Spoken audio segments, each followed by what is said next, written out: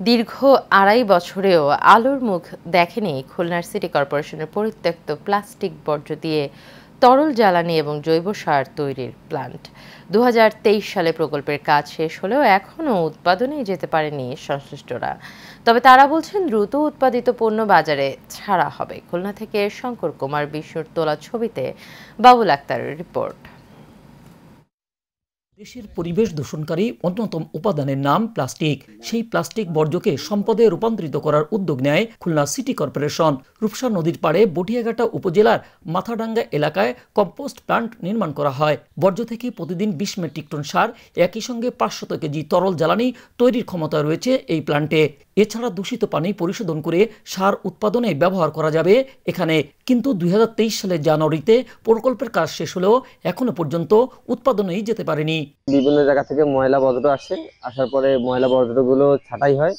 এগুলো বর্জ্য যেগুলো বাড়ায় সেগুলো আমি হাউজে রাখি, আর যেগুলো পলিথিন, অয়েল বানানো পলিথিন, এই পলিথিনগুলো আমি হাউজে রাখি।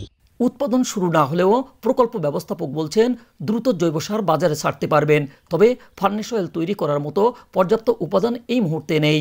পরীক্ষামূলক অল্প কিছু শুধু চালু করে মেশিনটা অন করে দেখাচ্ছে, কিন্তু মার্কেটে বাজারজাত করার মতো ওইভাবেই হয় না। পলিথিন করেন যে পরিমাণ হওয়া দরকার ফার্নেস অয়েলের জন্য, ওটা এখনো অ্যাভেলেবল হতে আরো প্রায় ১-১.৫ মাস লেগে যাবে। এদিকে খুলনার নাগরিক নেতারা বলছেন হরিলুটের জন্য করা হয়েছে এসব প্রকল্প।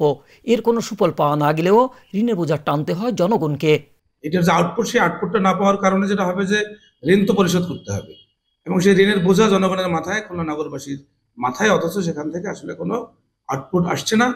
অন্যদিকে পরিবেশ অধিদপ্তর বলছে অপ্রয়োজনীয় পলিথিন ও প্লাস্টিক দিয়ে বিকল্প কিছু করা যায় কিনা সেটি ভাবা হচ্ছে।